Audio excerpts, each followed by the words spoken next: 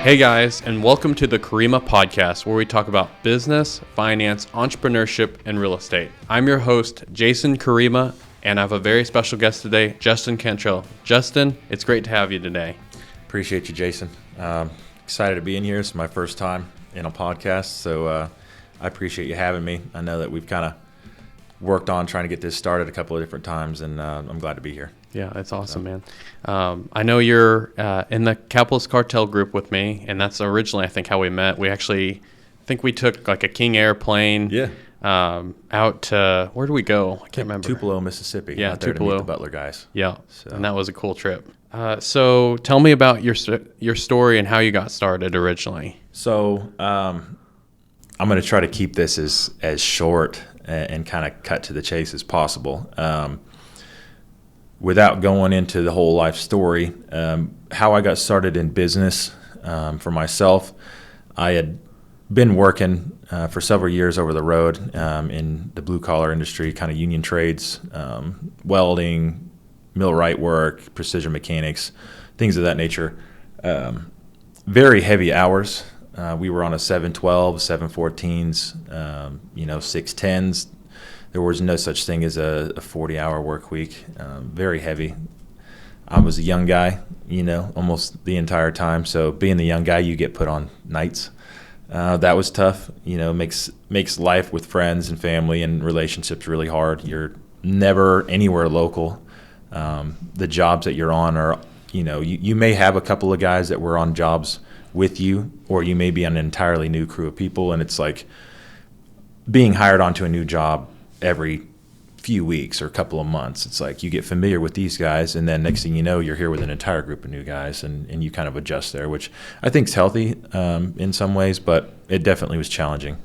A friend of mine was running a third-party logistics, kind of a delivery service provider type business. He had a partnership with Lowe's, and I'd just kind of been following him for a few months as I was working. I was working in supervision at the time with Siemens Energy. I think ultimately I just got tired of working, 90, 100-hour weeks. And, it's just tough. You don't have a quality of life. Money was great, but, life's not all about money. Life's not all about what you have in your pocket. So I kind of wanted to control from that aspect of having more free time. And on top of that, I felt like I excelled in that industry fairly quickly, and the idea of having a ceiling is really tough for me to deal with. I'm a tall guy.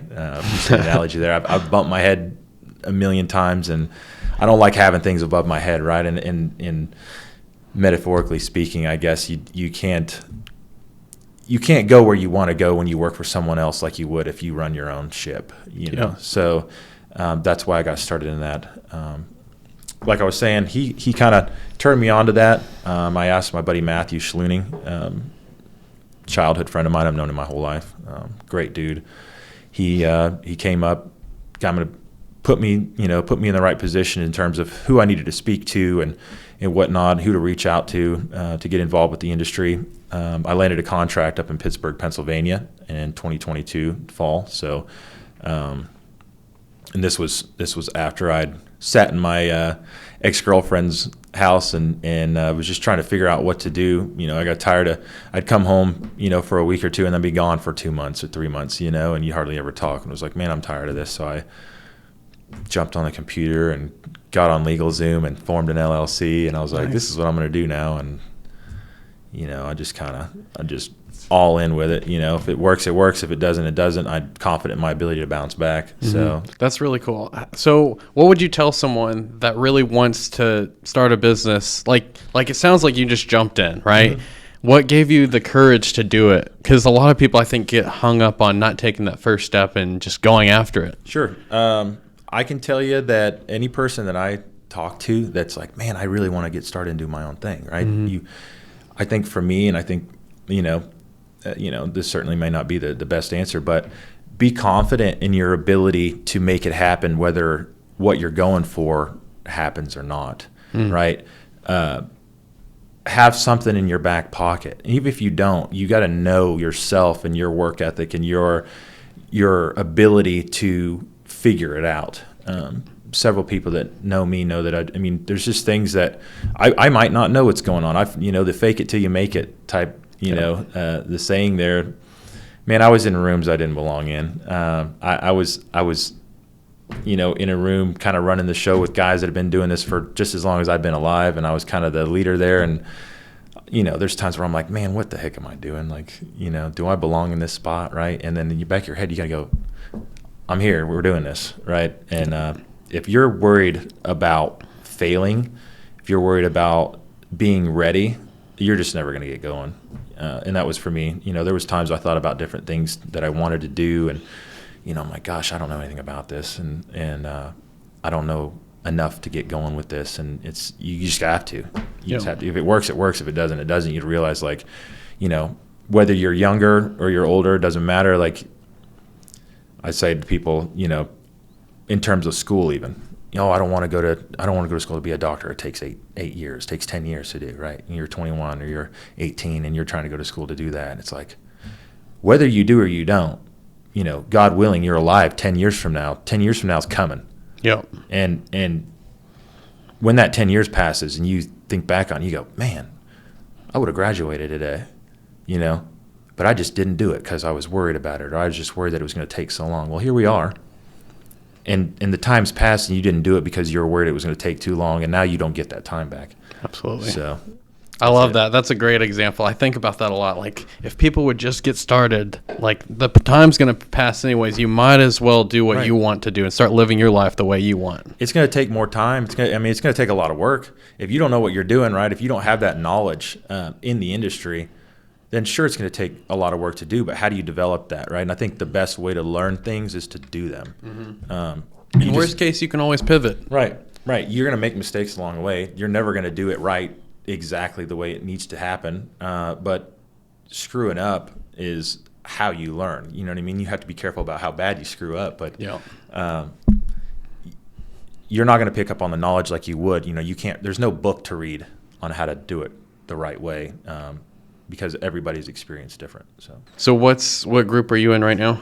I'm in the entrepreneur group. So is that the 250? That's 1,000. 1,000 a month. Yeah, 1,000 a month. So what, like, have you gotten a ton of value out of it? So I just recently got started in that. I've only been a member there for probably a week or so. Okay. I can say that, like, the guys that I've had,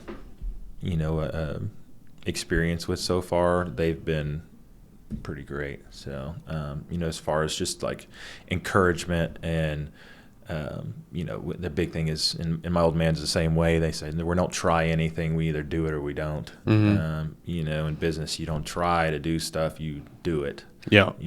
If you don't, you don't. So, that's a big hit on what they discuss there.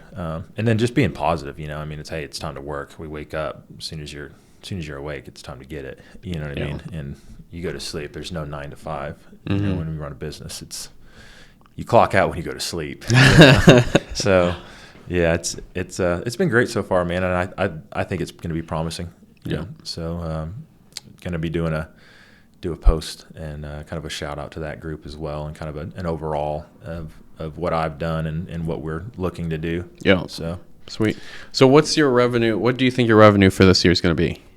So I'm aiming as far as total. So Cantrell Logistics initially was the first company that I started, and we got started into the third-party logistics delivery service provider industry. We do final mile delivery, handling from stores to customers.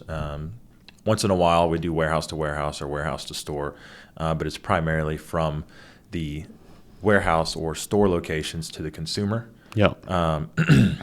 I can tell you this year, and again, we were discussing before, we've had some peaks and valleys there, but I'm aiming to do at least $5 million for revenue. Last really year good. We did 2.6. Nice. First full 365 in business, Yep. a little over $2.5 million in gross revenue. It was it's honestly, it's crazy. I've never seen that sort of number, especially on a tax return form. Mm-hmm. I got started with myself and a buddy. I was in the union trades for several years, and I got kind of turned onto this by a good friend of mine that had been involved in the industry for a little bit, and we got rolling up in Pittsburgh, Pennsylvania. Called my buddy Mike. I was like, "Hey, you want to jump on a truck and hook up refrigerators?" So that was for Lowe's, right? Yeah, and it's kind of crazy because before I initially started welding. I went to junior college and then went to a Division II school. Life gets in the way sometimes. Things happen. I dealt with some injuries. My dad had a stroke. Actually 4 days before my freshman year of college. So it made that first initial semester really tough. Yeah. He was on life support for over a month. Had to learn how to talk and walk and all that stuff. My dad's nuts. I mean, as soon as he had his feeding tube out, he was like on a roof. Yeah. Working again, which is nuts. But I mean, for obvious reasons, my focus was kind of muddy at the time. So went through that, and towards the end of my junior college career, ended up having a hip surgery. Got injured there. Went to the Division II route.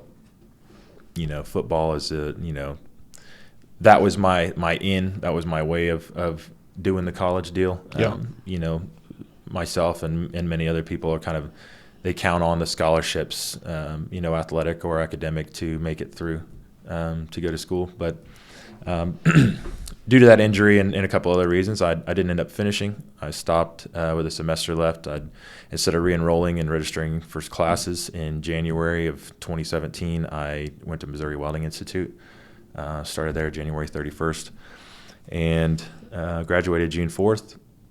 I was out of school for about 3 weeks, kind of looked around for some different shop jobs and things of that nature. You just I'm just looking to get to work. I was looking at, a decent sized loan for myself, and it pushes you, right? I was broke, flat broke. My ex-girlfriend at the time was supporting me. She had, putting fuel in the truck, getting groceries for me, all that. Bless her heart. No negative thoughts there. She's great for that. So I was just trying to get to work to make sure I wasn't kind of sitting on it. Fortunately, a really good friend of my dad's, he was in a pile drivers union in California. We got going there July 26th, 2017. So less than a month, just about a month after I graduated. Yeah. 30-hour trip to Fairfield, California.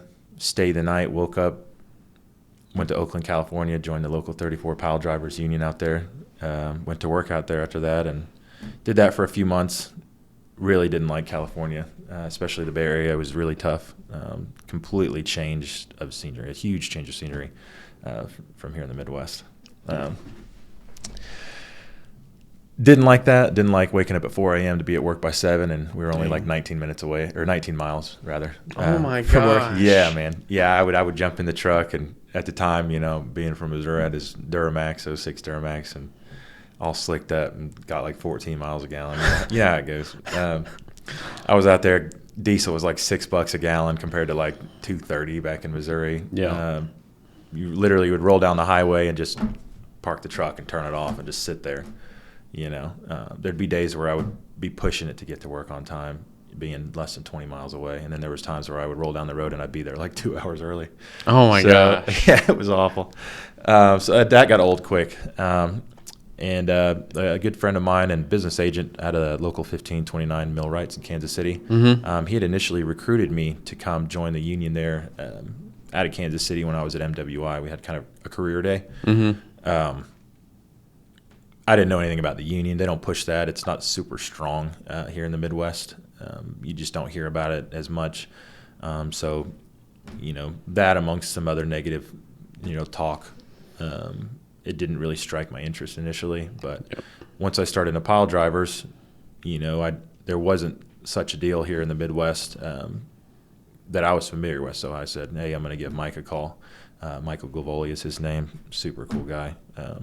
Called him. He said, yeah, man, roll up and we'll fill your paperwork out. And same deal. I pulled up there at the union hall, filled out my paperwork, and I was actually at work 7 p.m. that night at here in Joplin, Missouri, at State Line Combined Cycle Plant. Did a 501F combustion natural gas turbine engine outage. And that's when you're welding, you go, oh man, I just want weld and, fuse stuff, they don't, I wasn't interested in the mechanical side, and then come to find out it's just extremely interesting stuff. Very complex, very precise, and I really took to that. I really love the precision work, the fact that things have got to be done exactly the way they're supposed to. There's really no error, margin. So that was super interesting to me. And then aside from that, I was able to specialize in the welding side.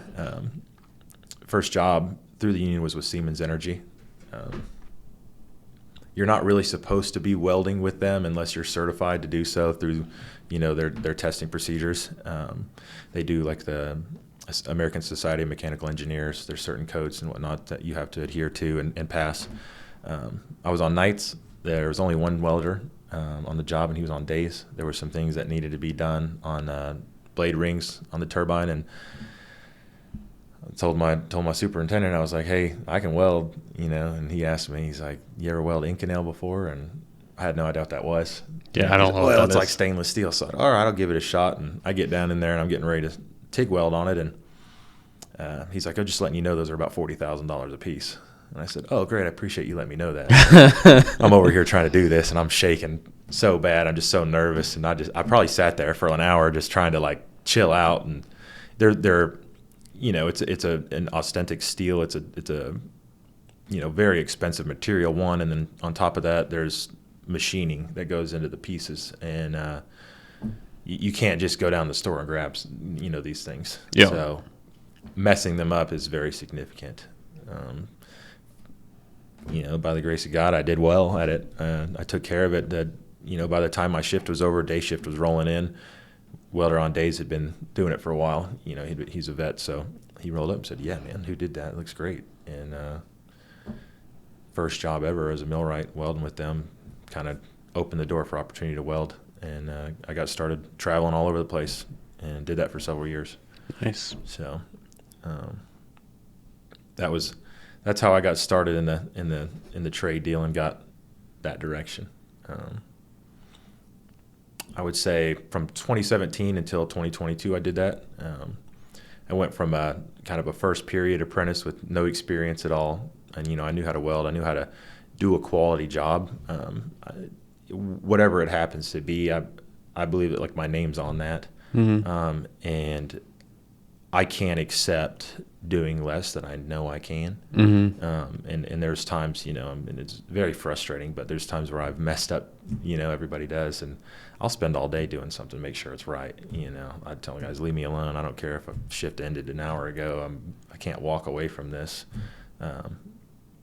because that's my name. What I mean? And reputation to me is very, very important. It's the most important. So that's a really good quality to have, man. That's really respectable. Yeah, I can't.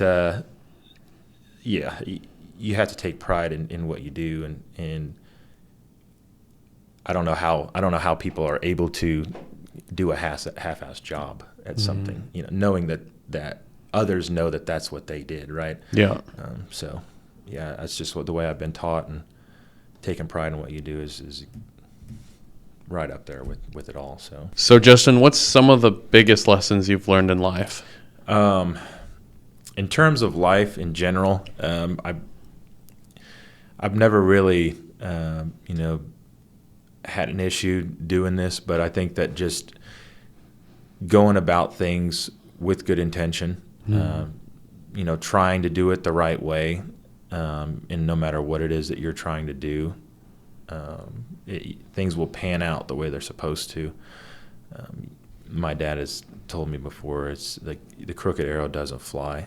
So as long as what you're doing in your head is right, and you believe that you're doing the right thing, things will work out the way they're supposed to, and you don't have to upkeep, that scenario. I really like that. In terms of business, again, we've only been doing this for a couple of years. I'm certainly still in the grassroots kind of growing stage of things, as aggressive as I've been. I would say lessons learned current to date would be diversification. Caleb Marty, conversations that we've had in the past is he's sat down with me a few different times, and one of his deals was, Justin, don't allow any one single customer to control more than 40% of your income, your revenue. Because if that disappears, then you're taking a major hit on your money, right? On your money that's coming in. You cut one guy out, you've essentially lost half your business, or more. And we've ran into that. So that's a hard lesson to learn. You go to all of these lengths to do everything you can to grow and to build, and then something somewhere happens along the way, and you're getting your legs cut out from underneath you, and you're scrambling to try to figure it out from there. And that's definitely a tough one. And it's happened, and it forces you to just figure it out, man. I tell you, it's extremely stressful. And I would advise any person in business, no matter what industry you're in, to have numerous things going on at the same time. And if you need to bring somebody else on to help you manage that, then do so, because you rely too heavily on one thing and that thing doesn't work out. It's not logical to believe that this right here will never go away, no matter what it is, right? And if this is all you've got, then now you have no company. Now you have no business, and that can put you in severe financial turmoil and trouble with your life. But if you've got people that work for you and are depending on you and your business to provide support for themselves and the people they care about, then you're putting the stability of others at risk as well. And that's something I take very serious with my company. I still write checks out to a lot of guys. It's satisfying for me to put my name there and to know that this guy's worked for that, and he's going to be able to take that to the bank and get food for people he cares about. He's going to be able to do things that he wants to do with people he cares about because of the opportunity I provided him, or her. And granted, they work for that, and that part of it is, I'll sign checks all day long. You know what I mean? You put the work in. I'm a very firm believer in that. If you work for it, get it, man. So I really like that. Yeah, sweet. So what does believe in yourself mean to you? Like, I use it in most of my posts on Facebook and stuff. To me, it's like you have to have the confidence to believe that you can do anything that you want. And you have to go take that leap of faith in life and believe in yourself and go after whatever it is in life that you want. Yeah, man. I mean, no matter what it is, like I was kind of saying a little earlier, it's just be confident in yourself and your ability to make things happen. Be confident in your ability to figure it out.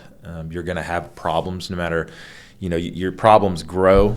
They say more money, more problems. You have more things going on. You're going to have more issues to overcome. The bigger the blanket, the more wrinkles. You know what I mean? Yeah. So you're gonna have issues, and you've got to be confident in your ability to just figure those things out. Don't be afraid to screw up or to fail or to take a step back, because you're going to.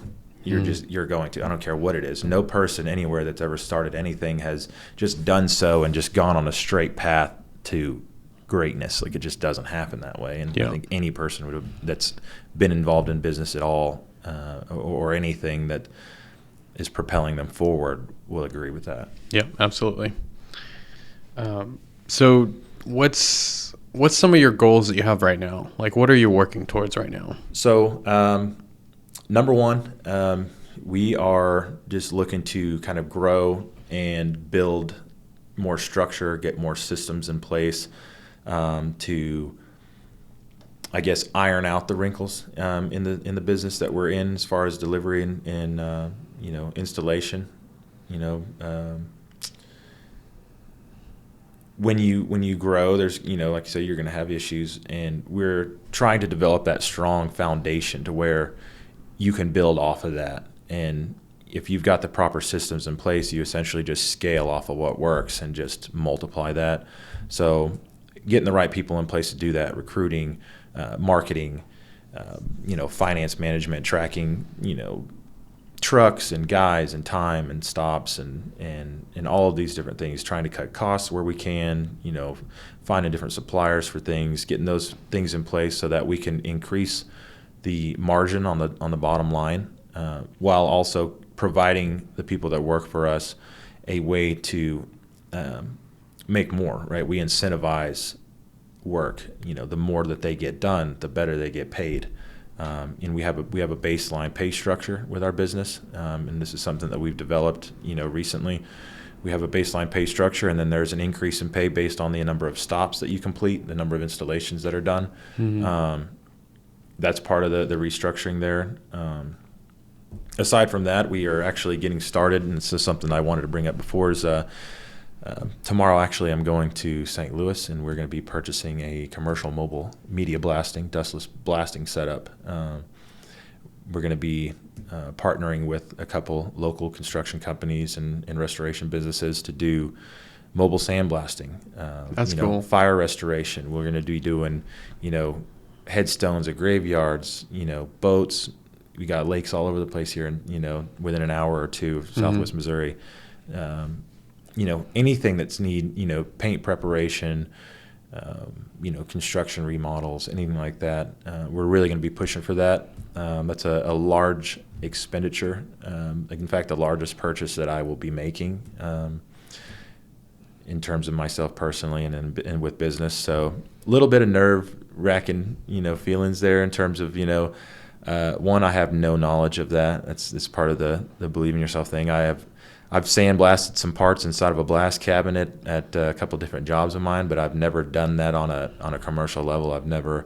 I have no experience in that, doing that for money. So are you going to do it, or do you have guys that are going to? I plan to self-perform the work initially. I don't believe I can tell anybody what to do unless I know what to do. So I'm going to learn it. I'll screw up the things, and I'll make the mistakes, and I'll figure out, hey. And you'll have a system for it. Right, and that's it. Then I'll take a guy with me. I'll run a guy or two with me and say, hey, we'll follow it around. Help me clean up, but pay attention to what I'm doing. Yeah. And I believe that's how you scale in a lot of ways, right? I will perform the work. I'll be out there doing it all.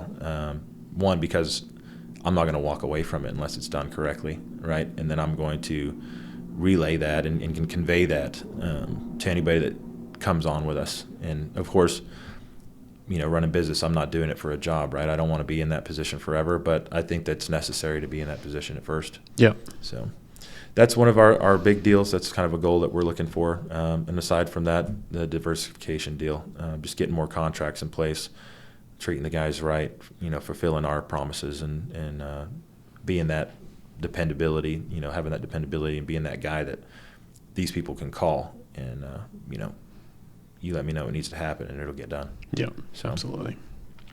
So how have you grown over the years, and is there something that makes you more successful than you used to be? As far as growth over the years, I think personally, these days you get a lot of videos. There's reels and different podcasts and different things from other people that are like-minded or significantly more successful. I believe in pulling information from those people. And I can't remember the exact, I think it was General Mathis. I don't know for sure. I know that there was I believe it was actually a Navy SEAL on a video that said, start out every day making your bed. Yeah, I read that one. And if you get nothing done all day, at least you made your bed in the morning, right? I don't leave my room without making my bed in the morning. I don't care if I wake up late, that's my fault, but I'm not going to walk out of my bedroom without my bed being made, right? And you have a shitty day the whole time and you might get nothing done except for making your bed, and you come back and you're like, dude, like at least you got a good nice comfy bed to be, it just feels better when you have a bed made. And it's something you can complete early in the day. It doesn't take much effort, but you can mark it off your list pretty much. First task completed of the day. And I think that comes down to discipline. I'll say personal development wise, I've stopped drinking. Been sick, the last few months. I've lost a significant amount of weight, just having different illnesses. I believe a lot of it's a stress-related deal. But aside from that, I wasn't an alcoholic by any means, but I would go out and drink and have a good time every once in a while. I used to smoke weed. I used to, involve myself with the THC deal, and nothing against that. I think that it has its place, but for me, I think just ultimately just being completely sober and having clear minds. I I try to stay away from the sugar and the drinks and sodas and whatnot. I'm not a complete health nut on that side of things, but I can tell you that I've learned from a couple of different guys and watched what they do, guys that seem very successful to me. And I just think that being sober-minded is one of them. It's a discipline thing. I mean, St. Patrick's Day was, just a few days ago, and first thing I do, I walk in, my buddy's just got a beer in his hand for me. He knows I'm coming, right? And it's like, man, I appreciate the heck out of you, but I can't do that. You know what I mean? And it's just like, you have to hold yourself to that. Yeah. And with business too, it's just like, these things that must get done. We can't push that off. Procrastination was a very tough thing for me, and to say that I don't still struggle with it would be a lie, but procrastinating and going, I don't necessarily have to get that done right now. I can do that a little bit later. And it's like, what the heck else are you doing right now, Justin? You know what I mean? What, you going to go and fool around and do whatever it is you're going to be doing here that's not productive? And having relaxation and having the rest period is important, but that really can get ahead of you. That can get a hold of you in a very bad way, and it certainly has for me in the past. And so I think part of that growth is just saying, listen, like, we've got to get these things done. Yeah. We've got to do the things we don't want to do. Another thing that Buddy Caleb says, the most successful people do the things they don't want to do because they just have to get done. And if it's not me that's doing them, who's going to do them? Yeah. So. And there's also something to be said about procrastinating on the right thing. So like procrastinating on these things that are but like taking action on the big things that you really need to get done. Absolutely. And that's typically what like the most unsuccessful people do, is they focus on procrastinating on the big things, but they don't procrastinate so much on the small things that they shouldn't really, that don't even need done in the first place. Right. So. Prioritization, right? Yeah. Just prioritizing the things that, like you said, the bigger things versus the smaller things. And, I think that's a learning experience in itself, right? And if you have the drive, right, eventually you've got to hold yourself accountable. It's an accountability deal. Yeah. So. I wanted to ask you, so how does your faith play a role in your business? Do you think that business and faith should be kept separate, or do you intertwine them? What's your opinion on that? Man, I'll tell you, I don't go to church every weekend. I don't read the Bible much, but I can tell you that I talk to God every day, and I talk to God anytime I'm making a decision that I feel like, could impact me or the people I care about at all. I firmly believe in that, and I encourage people that, they've strayed away from that in some way. You don't have to be in church. You don't have to carry a Bible around. Christianity and what my take on it is they preach that God is everywhere, right? I don't need to go to a room in a special place to do that. I think that has its place in terms of maybe shutting the rest of the noise out, and certainly I have nothing against church at all. I think it's just a strong community of people that are going there to speak and talk to God collaboratively. Like the fellowship and all that. Yeah. And that certainly has its place. It's very, almost every experience I've had has been positive that way. So I don't, I guess, push people to shy from that at all. But I can tell you, like in the gym or, just recently started getting into boxing over the last year or so.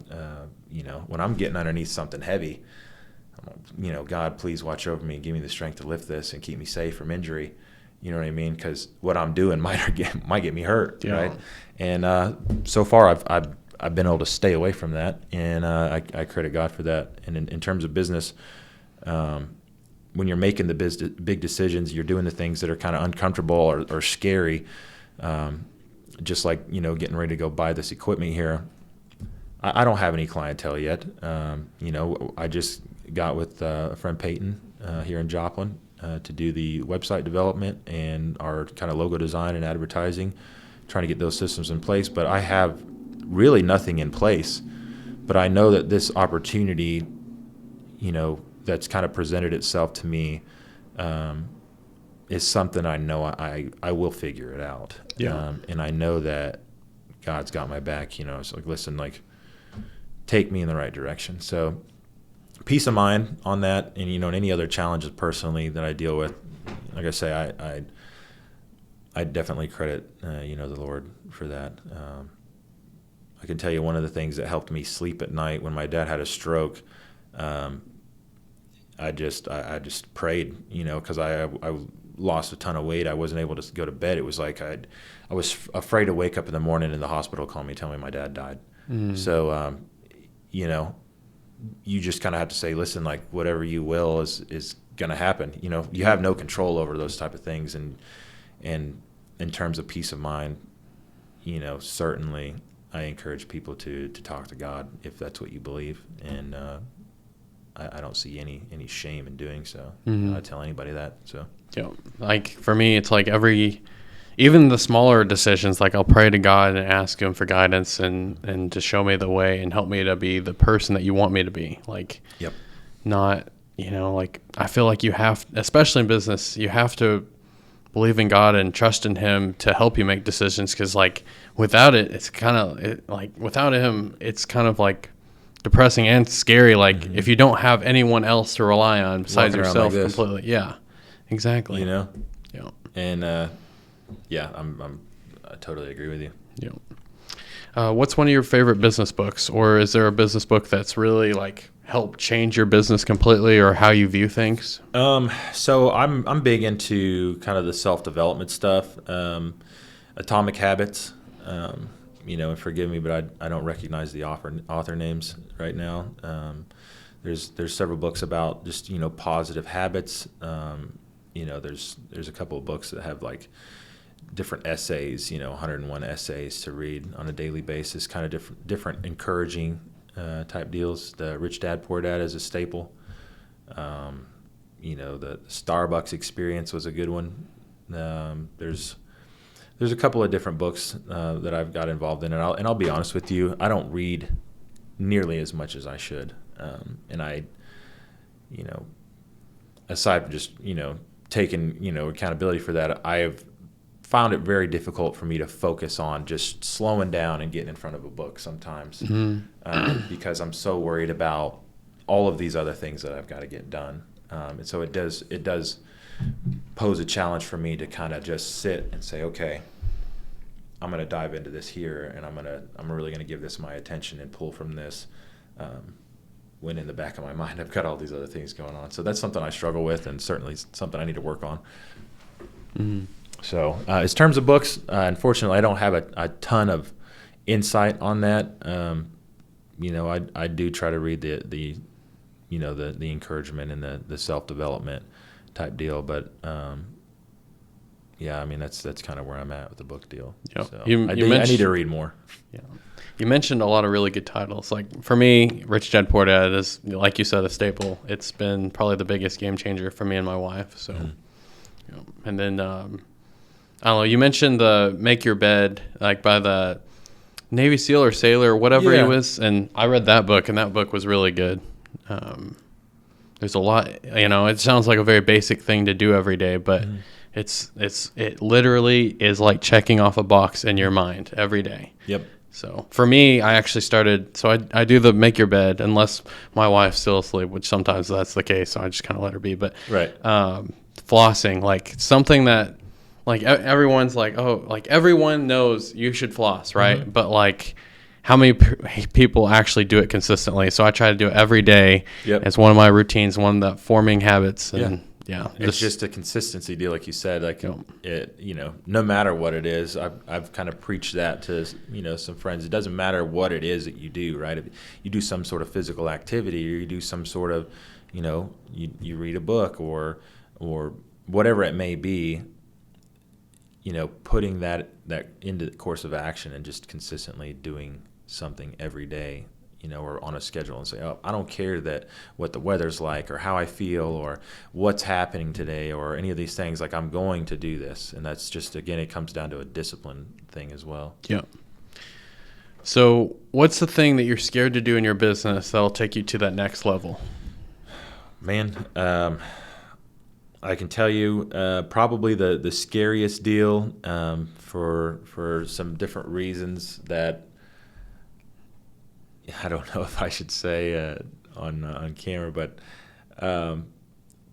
pulling the trigger on kind of expanding takes a significant amount of money in the industry that I'm in, and trusting the partners that I have in business that we're contracted with has proven difficult to this point. So, going and making a large purchase or carrying a large amount of money in expense for operating costs. We operate on, a net 14 or a net 30 sometimes, and in the trucking industry, you've got insurances, fuel, payroll. If you're renting vehicles, you've got the overhead on rent. If you own, if you're paying on the vehicle in whole, you've got that big expense all at once. Or if you're financing, you've got that. And then on top of that, if you own your own vehicles, you've got maintenance expenses as well. Yeah. So cash flowing all that. Cash flowing all that, difficult. and depending on the source of income to be correct at the end of that period, right? You go and you carry it, 6 figures or more in operating expenses over the course of a couple of weeks or a month, and it's a bad feeling to have when you're nervous when the check's supposed to come and you don't know what's going to happen with that money. You can't depend on that number to be correct based off of your projected income. That's happened a few times. So I think that's very scary. Being overzealous, diving in too hard. I think that being aggressive is good in terms of growth, but you've also got to be realistic. And you can sink the ship quick if you make the wrong decision. And it at our point now, it's no longer just me. And I have to understand that the decisions I make can directly impact the lives of several people now. And I take that very serious.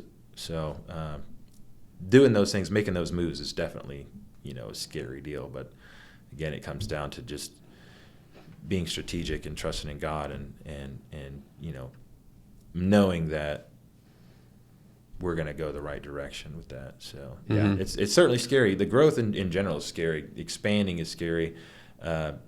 Diving into things that you don't know anything about is very scary. But I mean, what if I don't? That's scary. Yeah, you know what I mean. Everything's we watch scary. These videos. You could be scared and go, I'll sit over here and hide in a corner and and just hope nothing goes wrong. But it's gonna go wrong anyway. So you just have to just keep going forward, figure it out. If you're not scared that you're going to go bankrupt every 2 to 3 years, then you're not doing enough. You have to. I don't know if that's necessarily true, but I mean that's kind of how we work. Is like I feel like we're both very aggressive guys, and we have these big goals that we want to accomplish. So we have to kind of stick our necks and just take a lot of risks to make it happen. And luckily, like, you want to be calculated. You want to do calculated risk too. Of course. But like, you really want to hit those goals, so you do whatever you have to do to make that happen. So my old man just says that, you could fail, 5, 6, 7, 8 times and bounce right back. You're a young man. You can make it happen. Be confident in yourself. Do what you need to do. If you fall on your face, you just get back up. Exactly. You know what I mean? And until you can't, even for those people though that are older, that they need to take the chance, because that's how you live life. Like, exactly. You can't live your whole life scared of everything around you. You have to go for it. I've said that, and that's really great that you said that, because bless her heart, my mother, she just turned 65 yesterday, and growing up, there's different times. My parents had split when I was younger. My mom didn't need to have a job for the majority of my childhood. My dad just worked his butt off and took care of things. Thank goodness. I respect the hell out of him for that. But when things happened and she ended up out on her own again, and the shared custody deal and everything, it's tough to get into a job when you have no employment history for 15, 16 years, and, at her age before, it was like, things are very different now than they were, 30 years ago, when you didn't necessarily have to have a degree or a piece of paper, telling you were qualified to do things, right? But now it's like, you don't have a degree, you're not qualified to do this, and you can't make X amount of dollars or whatever in terms of being an employee. And, there was times she had she'd lost a job and she'd been crying. It's like, hey, I don't know what to do. I don't, here I am, at this age, and I don't have anything going on. And I would say, to her, it's not too late. You're alive. You're breathing. You can figure it out. Be smart. Make the decisions. Be confident in yourself. And anybody that watches this too, I'm without being like the grand wise guy. It's just like, don't be afraid to just get going. You don't have to be a young cat to get in the game. Mm-hmm. You know what I mean? You can change whatever it is that you're doing now and do something different tomorrow. Like, you might have been a car salesman for 20 years and all you've done is sell cars and you're really great at that, or and you decide, what, I don't know if I want to do this anymore. I want to go and be an underwater welder, or I want to, conduct trains or something that has totally nothing to do with whatever the industry is. But it's like, that's up to you. Mm-hmm. You can switch, you can change gears and go this way, completely different, different path. And that comes down to you as a person and believing that you can do that. And you can't go from here to there, right? You just kind of have to make that direction change. Mm-hmm. But ultimately, the choice is yours. Like, you can do whatever you want in life. You can do whatever you want. And people limit themselves too much on, like, oh, well, I've never done that before. Like, well, frick, like, yeah. Like, how do people do anything? Like, you didn't do whatever you're doing now before you did it, right? Yep. So, like, caring what other people think, it's another thing that I've read on and heard other people say, and worrying about other people's opinions and everything else. Nobody that's doing better than you is going to crap on you for trying to do something good. Mm-hmm. The only people that are going to, down talk you, or discourage you from doing something are people that were afraid to make that decision themselves, or are jealous of you. A jealousy thing in the back of their mind, right? We had this discussion about I want him to do good. He's doing so good, but I don't want him to be way up here, because then, people take a look at their lives and they compare, and the comparison is a thief of joy. I mean, that's a saying that's been around forever, but those type of individuals that are worried about someone else and what they're doing, if you allow that type of crowd to affect your decision making, you're going to be stuck, man. You know what I mean? You're never gonna go forward worrying about what this person thinks. Like, listen, like, I look myself in the mirror and like, this is going to happen right mm-hmm. here. It's me versus this guy right here. I'm looking at. I don't care about all these other people, because the people that matter are going to stick around, and the people that don't are going to fade away, and that's great. I would rather it be that way. Yeah. I don't need an army of people going, yeah, Justin, this is cool. Go ahead and do that, right? I don't care what these people think. If I'm doing the right thing and I know I'm doing the right thing, I don't care what anybody else has got to say about it. So, and I would encourage people to think that way, because it's a lot easier to make decisions when you're not worried about someone else's opinion. Mm-hmm. So, I think that's really good. So, what do some of your tattoos mean? Man, there's some different meanings, different mixed things with a couple of them. This here is kind of a wolf tattoo, and I've got a little guy here walking into the woods, kind of just, journeying onto your, on your own. This wolf kind of symbolizes Italy's national animal. Okay, that's cool. I was very close with my grandpa. I've got half of my family is Italian, and my grandparents were immigrants to the United States. My grandpa gained citizenship joining the Marine Corps when he got here. That's cool. So yeah, super cool guy. Was very close with him. Growing up, he used to live in Tucson, Arizona. Growing up here in the southeast Kansas, southwest Missouri area, it was difficult for me to see a lot of my extended family. It was usually just my mom and dad and little sisters here. So he made a point to visit, and so I developed a very close relationship with him.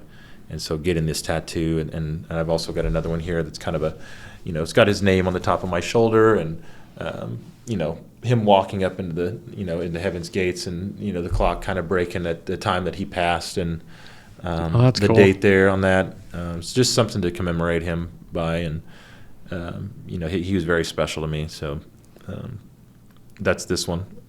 This one here on my wrist is a suicide awareness tattoo. I've had several good buddies of mine over the years that have, succumbed to that challenge, right? They've succumbed to the suicide deal, and I've been in some dark places over the road. I've had my own share of challenges, and kind of crazy to say on air too, but I've been in that place.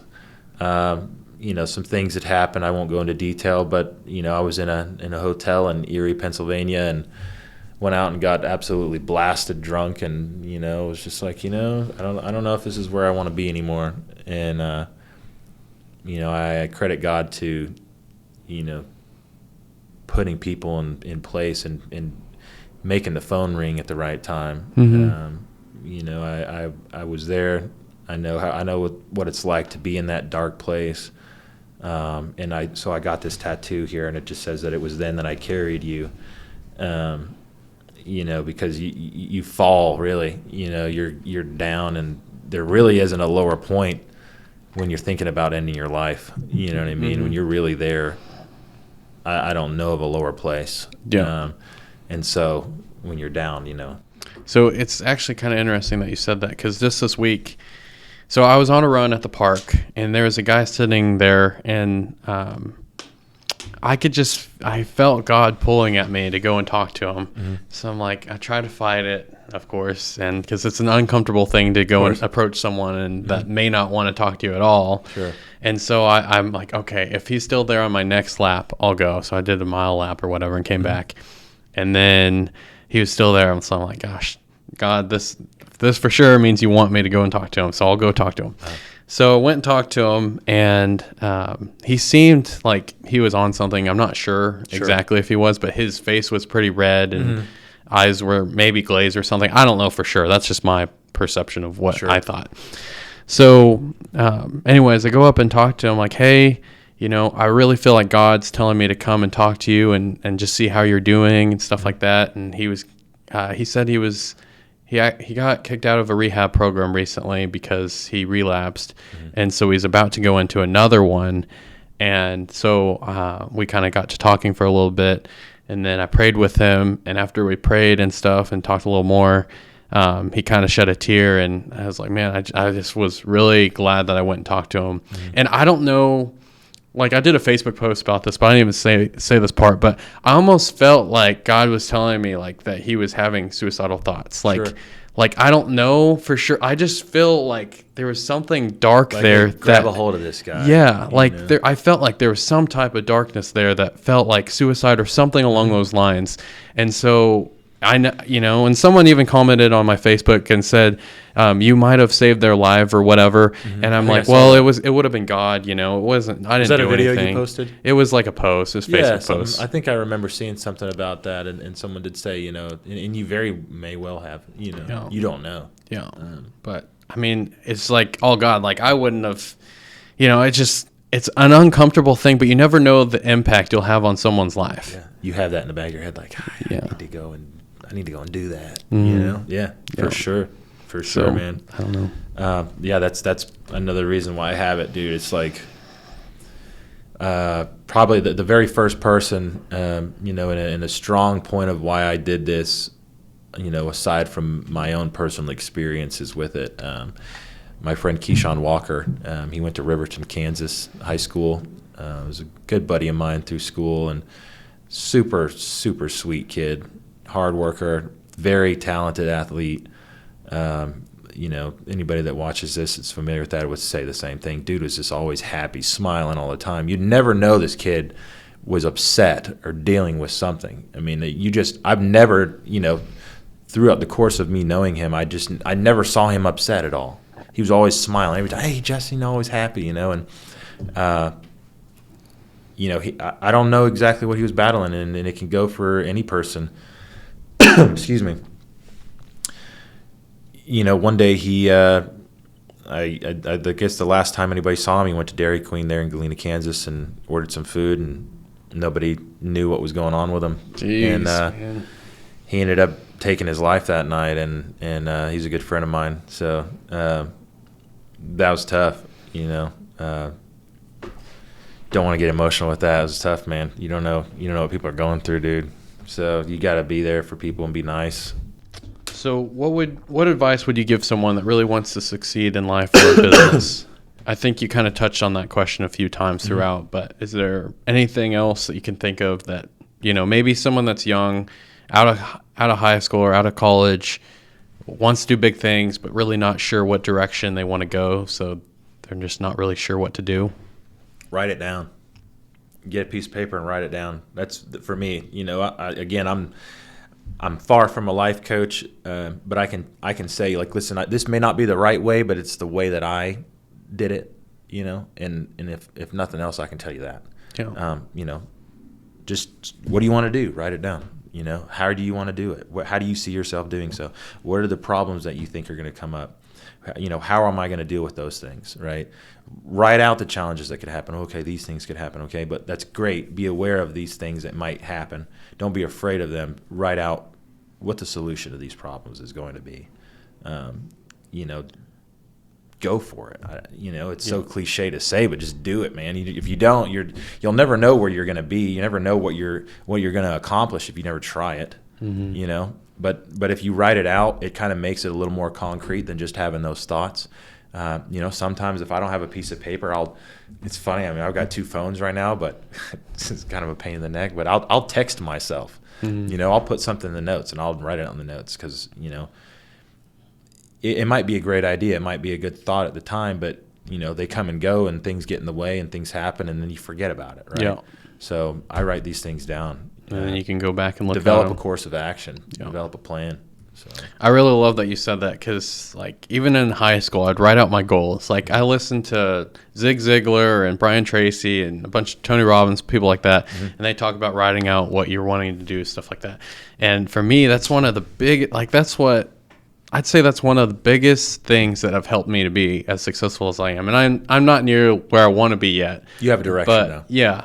And so, like, writing out, like, I used to write out my goals every single day. Like, it would take a whole page to fill out all the stuff and go from, like, this year to, like, next year and then all the way to where I'm, like, 60. Yep. What I want my life to look like, the cars I want, the jet I want, stuff like that, where I want a vacation, different things like that. And just, like, I don't know. I feel like it just helps you get a direction and an idea of where you're going, and then you can reverse engineer it and think like, okay, this is where I want to be. Now, how do I create this lifestyle? How do I create this life? If I follow, these steps, I can be like, okay, that would provide enough income to where I could do that. So, but yeah, writing it out, I'm a big believer in that. Yeah, you have to. You have to because, like I say, the thoughts come and go. And as great as they may be, you're actively living. There's things happening. You walk out that door and somebody calls you, and then it totally changes your mindset or, just pulls your attention away from whatever it is that you might have been thinking about. But if you've got that piece of paper, at the end of your day, you can go through there and look at that and go, okay, here's what I was thinking about. Here's what I want to do about it, and get going. I'm actually glad you said that part too, because I remember certain jobs I had just feeling like it's impossible. Like, I have all these visions of things I want to accomplish in life, but then I was in certain times in my life, I was bogged down with the work that I was doing to where I couldn't see it. Like, I couldn't see past, like, I could see where I wanted to be, but I thought it was impossible to get there. Yep. And so it's really cool to look back now thinking like, I remember those feelings. I remember how I felt and how frustrated I was. And here I am now. And that's like, I'm not where I want to be yet, but like, I'm much further than I was back then, and just coming through that, it's like a full circle moment kind of thing. 100%. And I'll tell you, Jason, I haven't known you for any measurable amount of time per se, not on a super close personal level or anything. Yeah. But I can say, at least for myself, reflecting on where you are and where you were is really a great feeling sometimes. And I think it's difficult for a business owner, for a person that's got drive, to just sit down and go, here I am right now, how the heck am I here? Yeah. And granted, just you said, you're not where you want to be. And you for me, it's like, I'm to say I'm successful is difficult for me. I've had success, certainly. but I'm definitely not where I want to be at. I think that any person that's got any sort of drive would say the same. Mm-hmm. You never reach the spot because there isn't necessarily a spot, right? You just got to keep going forward and go up. The goals change. Goals are meant to be met and broken, and then you have to set new ones. There's never like I've made it, I'm just going to do nothing now. Yeah. I don't think that's impossible for somebody that wants to go forward. So I can tell you though, I mean, just, while we're here, just take a look at what you know what I mean? Where were you at 2 years ago? Look where we are, and who's to say a year from, there's a lot that can change in a short period of time, respectively. So, I appreciate you, having me here in general, and I'm excited for you at the same time. Well, I respect the hell out of you for that, and for a lot of respect for you as well. It's cool, dude. It's really cool. So, recognize where you're at and where you come from, and I think any person can reflect on that when the times are tough. Man, I'm having all these issues, but what were the issues you had 2 years ago? Yeah. And like the issues that you're going through now are like the issues you prayed about having in the future. Exactly. Like whether you realize it or not, if you're closer to where you want to be, you technically prayed for those same issues. 100%. Like you're just, I'm certain times I'm like thankful that I'm having the problems I'm having because that means I grew a lot. And so you didn't have those before. And along with the issues, you've got a lot of positive things right now. You know what I mean? And those things are ever changing. So, yeah. And then like the gratitude behind it, like a lot of people talk on gratitude, and I believe that 100% is like, you have to be thankful. Like, why would God keep giving you blessings and helping you grow if you're not thankful for anything that he's done for you? Exactly. And so sometimes I feel bad because I feel like I'm not complaining, but I'm not near where I want to be. But if I look, like, I'm pretty blessed to be in the position I'm in. So 100%. That's what I was saying too. It's like, recognize where you are, recognize where you were, and recognize what you've done and the things you've overcame. And God's brought me through so many things. Like so many times I was so stressed about like coming up with the money I needed in time or whatever. And like he brought me through every single time. And I was so stressed, so worried, like panicking, like I don't know what to do in this situation. Yep. And here we are. Like comes down to just, trying to do the best that you can and do it the best way that you can, and then letting the rest of it fall in place. As long as you're putting that effort in and you've got the good intent behind it, things they may not be the way you want them to be. Things might not happen and occur the way that you want them to be, but it's not always up to you. You know? Exactly. So what legacy do you want to leave? Let's talk about like family legacy, and then maybe like the things that you want to pass down, and then how you want to be known or what you want to be known for. Man, it's going to be tough to not get super deep into that, but I would say I would just like to be able to help people. I would, of course, the world is generally ruled by the dollar now. The dollar makes the rule, in a lot of ways. I mean, time is paid for by currency, in today's society. And I didn't grow up with a whole lot. I was certainly blessed, to not worry about having something to eat, right? And not worrying about having to, the clothing. I had the roof, I had the clothes, I had the food. We didn't have a ton of extra when I was growing up, but that just kind of pushed me to drive forward. And I think the legacy I want to leave later on is just to be able to grow to such a financial state, successfully in that way that I'm able to provide, I have a large successful business and a company or companies that are,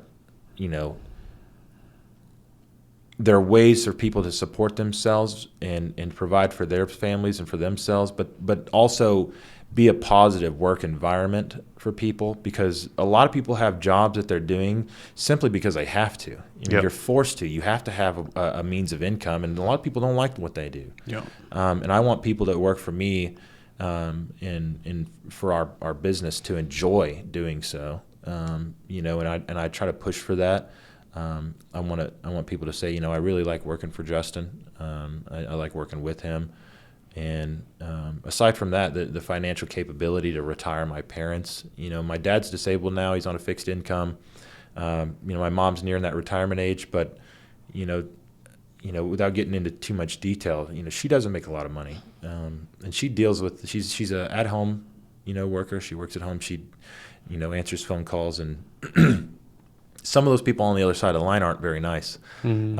And that burns me up to, I'll be in the house sometimes, and, you hear people screaming and hollering. It's like, hey, man, I would yank you up in a heartbeat if that somebody was doing that in person. You know what I mean? I'd wear somebody out for talking to her like that. But unfortunately, that's the job that she has. And so, man, that really fires me up, and it makes me want to be able to say, like, hey, Mom, hang up the phone. You're done now. You know what I mean? It's time for you to go do what you like. Yeah. And I would love that. Neither one of my parents have been on vacation at any point in my, for as long as I've been around. Wow. I don't know of a time that they've just gone and done something purely for entertainment and enjoyment, right? You're always worried about money. You're always worried about a job. My mom will be, shh, be quiet. I don't want the noise to be picked up. I don't want to lose my job, right? And it's like, man, knowing that there's employers out there that don't value their employees. They don't value the people that are working. You don't realize that there's a human being, there. That's not just like a check number. Yeah, and they're giving a piece of their life to you. Exactly. They're trading their time and their ability to go and do anything else. One, they've got to support themselves, but they're ultimately helping your business, right? Mm-hmm. And yeah, man, that's one of them. I want to be able to retire my parents and do something there. Aside from that, I'm a big brother. I've got 2 younger sisters, so I look to be that source of stability and that guy to lean on. Mm-hmm. If something happens, I'll figure it out, and I'd like to be that person that's there to help them. Yeah. And you see different people in social media and YouTube and whatnot that, I'd like to be able to walk into a Walmart and be like, hey, it's 1:07 at, between now and 3:00, grab as much stuff as you want and take off with it. Or, even on a smaller scale where I see somebody and I'm like, hey, everybody in the line of cash registers now, we're just going to just take care of it for you. That kind of stuff. Bless people that way. And even more on a personal level, develop something to where I can just take care of people, financially, because there's such a massive number of people that are struggling with that now, and it's more than you could think. I'm sure you're aware of that. It's like people present themselves one way, right? And people project themselves on social media and everything else, and 9 times out of 10 that's not necessarily the case. It's not the way that they're really living. What I mean? When they close the door at night, it's very different. It's a very different story, right? And a lot of people struggle that way. So I just want to be able to bless people. I want to be able to, help other people. Because even now, my bills are paid. I'm not driving around in a Lambo or anything. I don't have a jet waiting for me. But I've got more than I've ever had. Mm-hmm. And that's really cool for me. Like I'm so much further than I would have ever really thought. I'm the first person in my family to ever own like a brand new car. I believe it's just like I bought a brand new truck through the company. That was a goal of mine that I had. I pushed for the business credit and try to generate as much money as possible so I look good to the bank, and I could get into that. And I wasn't going to make that decision until I felt I was ready, and I wasn't necessarily ready right at the time I did so. Mm-hmm. But I've managed, right, and I don't know. The legacy, I think, ultimately going back to that is just being able to say, like, that Justin Cantrell was a good, kind person that helped a lot of people. Yeah. Because I'm going to be dead one day, and it doesn't even matter what I have, right? If like, how many lives did you touch? Mm-hmm. How many people did you help out? Because everyone's going to pass at some point, and the positive is going to go forward, right? Material things will fade. Mm-hmm. So what if we measured our lives through that currency? Like, how many people do we touch? How many, stuff like that? I think the world would be a drastically better place, without getting all philosophical. And I mean, it would. You know, I live in a little apartment. You know, my little place in Pittsburgh is small. It's a humble spot. It's not a big fancy place. You know, but it's cool. It's good for me. It's cozy there. I don't need this big old mansion. You know, I got a place to go home and sleep. It's quiet. It's clean. You know, content wouldn't be the word. I'm happy where I'm at. You know, I'm happy there. I'm not satisfied with that. You know, of course, the want for more is there, but you can't let the want for material things to drive you, because you're never going to buy it all. You know, you're never going to have everything. You know, if you want, there's always going to be another shiny thing that you might want. But helping other people and, you know, seeing their faces light up and seeing, you know, the impact that you make on them is way more rewarding than going out on the lot and buying a brand new car or anything. For me, it is. So. No, I think that's true. I think that's what a lot of people are really successful. Like in the beginning, they go out and do this, and it fulfills them for a little bit, and then, but they said the long-term fulfillment comes through, like for God, for instance, but also from like helping people, like. You know, going out of your way to help someone that could, and maybe doing something that they probably would never been able to do, and just blessing them that way. Like, you take a look at guys that are billionaires. You know what I mean? There's nothing they can't go get. You know what I mean? So when you get to a level where you can buy and have things and whatever it is you want, like where does the motivation come from after that? You know what I mean? What else is pushing you after? It's like, oh, I want to get all this stuff. What happens when you can get whatever you want? Yeah. Now what else do you do? Right? Now you're just like, I've reached this point and now I've like won at life, and you don't do anything else. It's like now you know what I mean? I think that well before that you should be pushing to try to help other people, right? It's cool to be at the top, but if you're there by yourself. Yeah, it's lonely at the top. Yeah, I mean, like, what do you know what I mean? What's the good in being there alone? You know what I mean? How can people connect with you? In terms of like contact, you know, man, I'm very open. I believe, you know, I'm not above any person. I'm a person just like anyone else. I put my shoes on one at a time. I'm not better than anybody. It doesn't matter. You know, I'm not some massive successful person by any means. I'm a normal person like anybody else. Call, text, shoot me a message, get a hold of me. If you got questions about anything, I'll answer it like I've answered the questions here. Like, it may not be the best way, but it's the way that I've done it. You know, questions about fitness or business or, you know, anything really. I don't have a problem answering questions for people. I might not be super quick to get back, but that doesn't mean I won't respond. I'm not a person that is unreachable by any means. So any person that's got questions for me, shoot. Is Facebook easiest probably? Facebook, reaching out to Facebook, sending me a message on Facebook is good. You know, I don't necessarily want everybody having my phone number. Yeah. You know, you got to be careful about that. Yeah. You know what I mean?